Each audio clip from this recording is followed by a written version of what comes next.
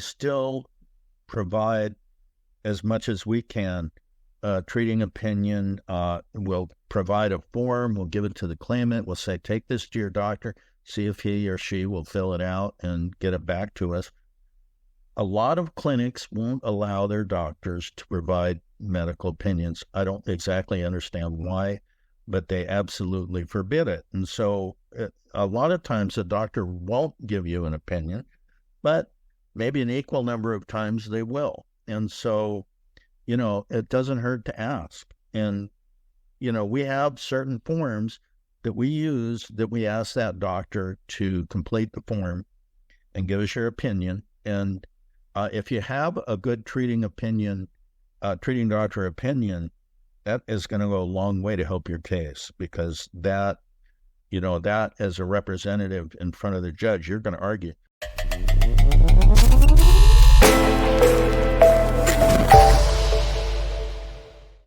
The Social Security Administration, in my understanding, pays the doctor to be there, not the client. They do. Yeah.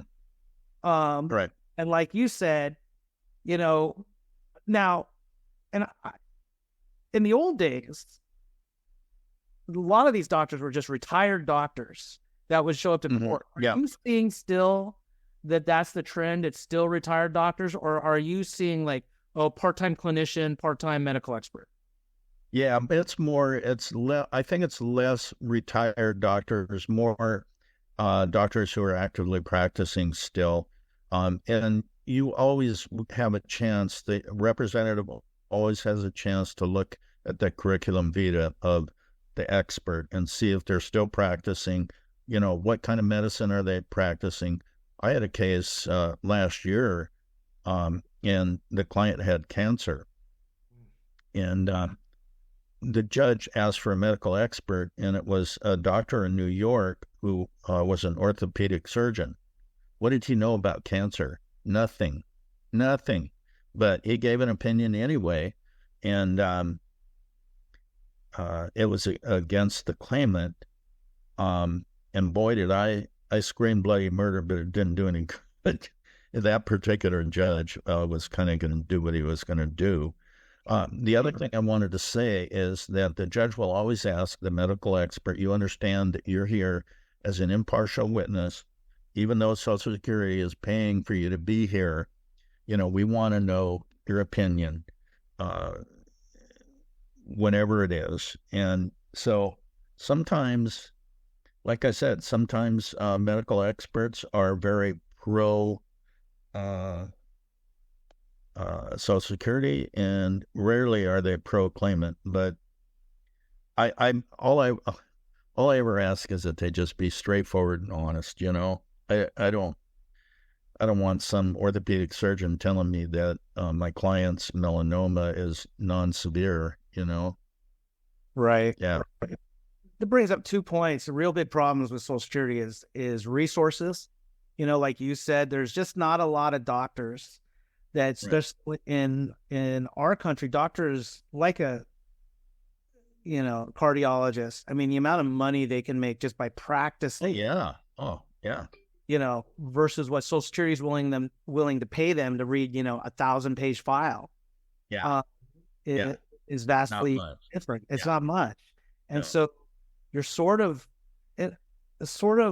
when you get to these doctors, either they are retired or, and I don't know, maybe I don't know why they go do it, because, my understanding is the Social Security doesn't pay them that much, like a cardiologist or an oncologist.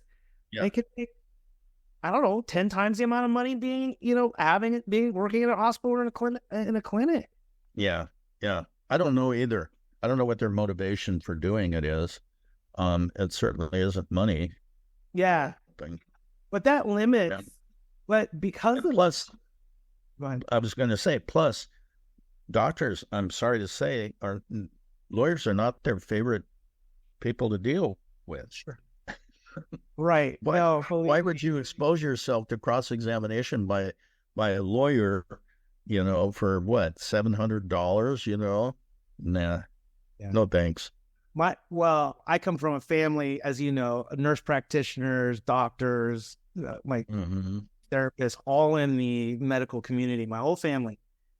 I'm the black, so the lawyer. I'm the black sheep lawyer in the family. So holidays are always fun, and I'm sure, yeah. How many doctors have you sued this month, Peter? Right. Yeah. I help the disabled. How many forms did you send out? We could talk about that because they're always talking about, oh man, look at all these forms I get. One last thing. What else I was going to say about the ME? They're not there to evaluate you. However, there are some doctors that will look at you and literally say, well, he looks like he's been sitting okay, and he looks like he can stand up okay, and walk okay. And then some of the old school doctors would be like, hey, Judge, do you mind if I ask him questions? And the judge would be like, okay, go ahead. How long can you sit? He's like, I can sit 20 minutes, and then they start doing this whole evaluation in hearing. Now, I don't see that as much anymore, but... Well, there's two problems with it. One is that sit and squirm jurisprudence is not acceptable evidence. It's sit and squirm. I saw he was like squirming in his chair while he's obvious. No, that's not good evidence, and it's not generally allowed. The other thing is that a medical expert is there as an expert witness and not as a percipient witness. And there's a difference. A percipient witness, will testify to what they observed. An expert will testify based upon their understanding of the medicine and the law in whatever the issue is. So, that's not good. Yeah. Well, I will also say that I've seen medical experts make a hearing go really quick, too, because in many cases, the medical expert, sometimes judges will go to the medical expert first before they even hear testimony from the claimant. Yeah. And if the medical expert finds that the claimant is disabled, I will just be done. I'll be like, okay, sure. I don't have any questions for anybody because, why steal? We win. Yeah. Victory from the jaws of defeat. I think that was your line you told me back in the day as a young attorney. You said, you don't need to ask any questions. No. Yeah. So, well, we had some short hearings too. Yeah. And then let's talk about the approach. So there's nothing a claimant can or should do to prepare for a medical expert in the hearing. Just know that it's not your doctor. They're not there to evaluate you. They're there to testify about the record, what they've read in the file, and give their opinion. And you should have a very skilled lawyer who knows how to cross-examine a medical expert at the hearing if they don't find you meet or equal a listing. Now, I agree with that 100%. But there's also times where, frankly, I may not think my claimant meets or equals a listing. And so now a lot of times the cross-examination will focus on the RFC or breaks, whatever the judge is asking them, or I'll ask them. And if I don't agree with it, I'll go after the doctor. Yeah. But, it's if the doctor does not find you disabled, and this is just for our audience out there, it's not the end of the world because you can find someone disabled at step 5, meaning just because the doctor doesn't find you medically disabled, you may be found vocationally disabled as well. And a different step of the evaluation. So the last sort of category of doctor we talked about, and I want to jump into a little bit, is how to approach your treatment provider and how it might relate to your Social Security case. So this is your own doctor that you're going to. Correct. Any tips or advice that you would give to a client or a claimant out there that is getting treatment provider treatment regularly, and things that you might tell your client to do? Boy, that's a tough one, Peter, because doctors are pretty independent. So generally, I know we do in your firm, we ask for opinions from the treating doctors, believing that it's good evidence. And in fact, when I was a judge, the rule was that if a treating doctor said you're disabled and an agency doctor said you're not, the judge had to give more weight to that treating doctor because the foundation for their opinion was substantially greater than the foundation of a reviewing doctor. And by that, I mean, treating doctor has seen you, they've prescribed medicine for you, they've talked to you repeatedly over the months or years that you've been treating with them. They have a much stronger basis for an opinion than somebody who is just looking at medical records. So it used to be that treating doctors' opinions would carry the day. It's not the same after 2017. They changed the regulation to indicate that a judge needs to evaluate and weigh all of the opinions and decide how much weight they're going to give each opinion based on a number of factors. So, but we still provide as much as we can. Treating opinion, we'll provide a form, we'll give it to the claimant, we'll say, take this to your doctor, see if he or she will fill it out and get it back to us.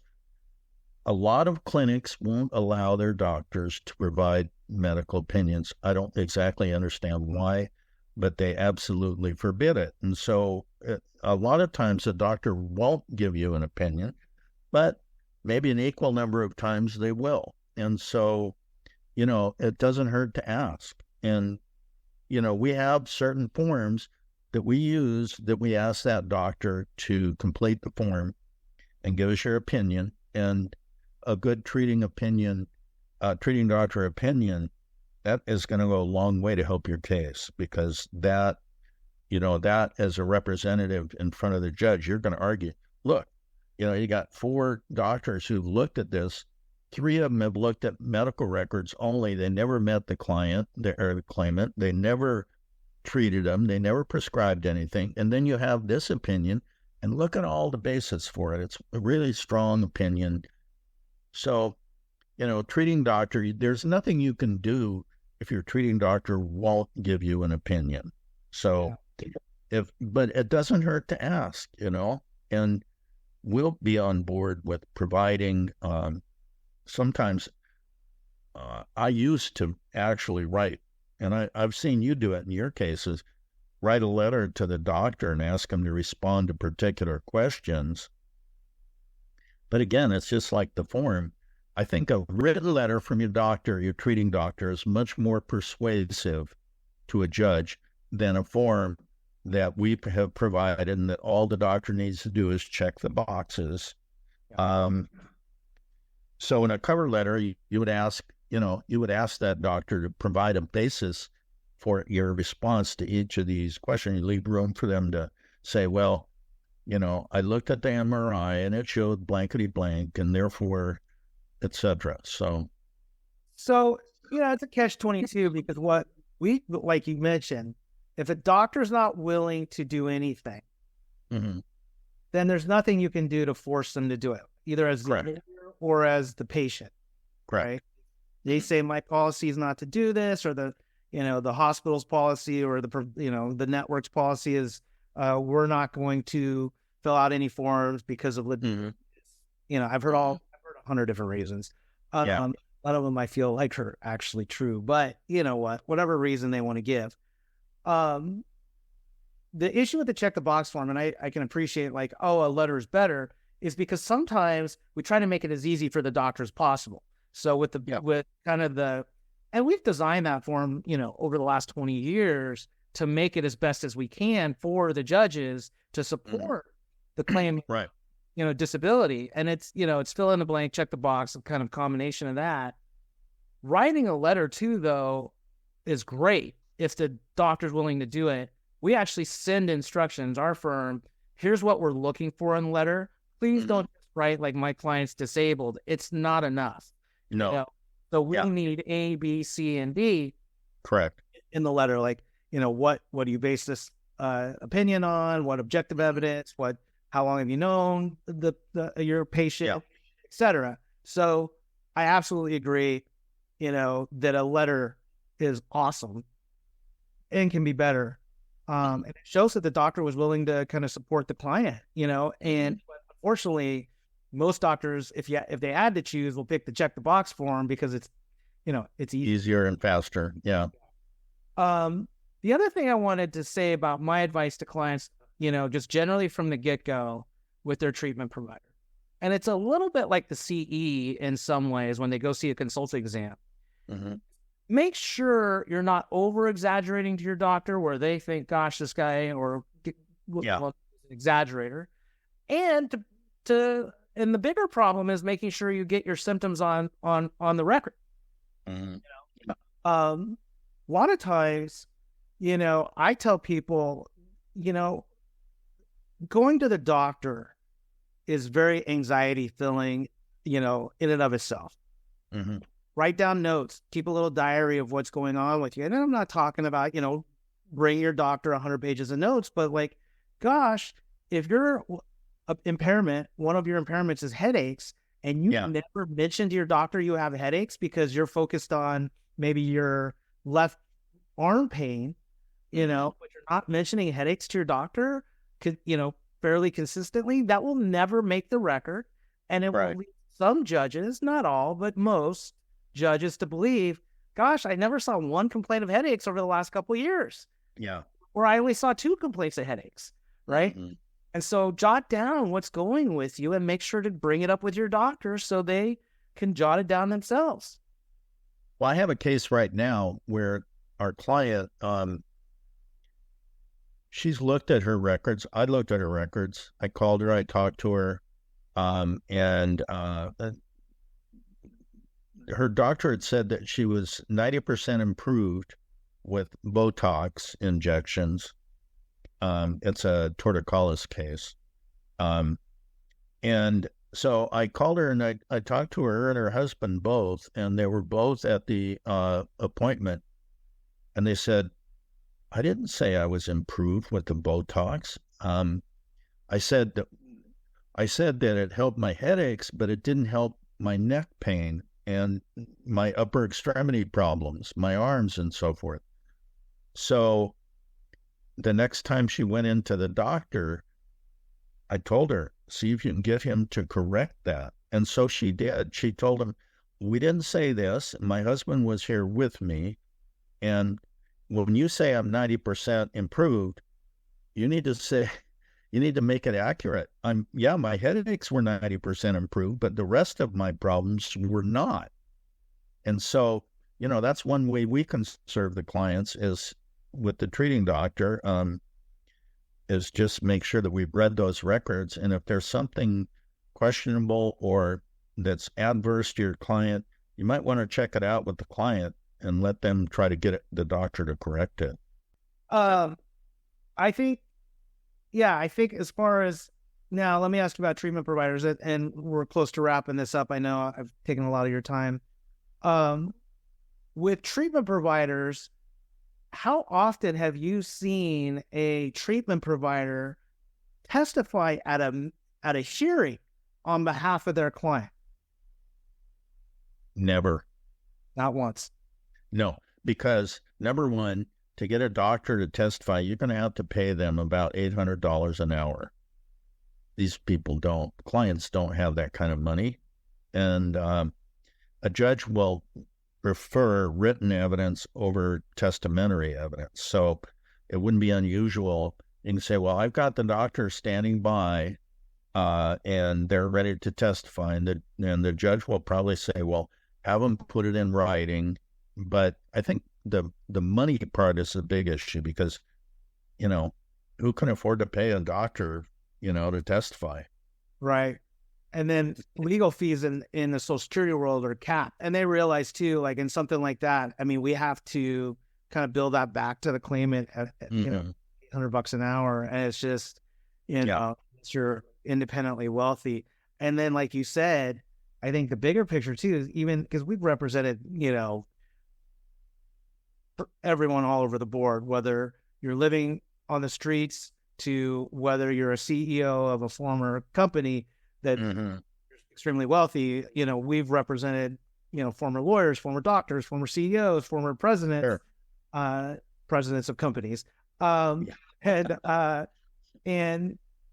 think the issue too is the judge. It's like, no, I don't want to hear from them. Like put it in writing. Exactly. Yeah. Yeah. Yep. The other last piece of advice I give clients too about seeing their doctors is if your doctor is taking accurate notes, and if your doctor, even, and you're getting everything on the record, you need to know that when you apply for Social Security, you sign a waiver that allows Social Security to go order and get and receive all your medical records. You do that you do that for our firm, and my assumption is every Social Security firm in the country or Social Security lawyer in the country requires that same thing because, they have to go order medical records as well. Yeah. And so you need to think about it as if the Social Security Administration is sitting in the room with you, because they're going to ultimately end up reading those records. They're going to ultimately end up being a part of that meeting in one way or another. And if you think about it that way, then that should encourage you to make sure you get your symptoms on record. That should encourage you to make sure you're asking and following up for treatment for things like headaches. Like, man, I have a splitting headache. Can we try Botox? I heard that might work, or, and I think from my experience, which is, not nearly as vast as yours, You're pretty experienced.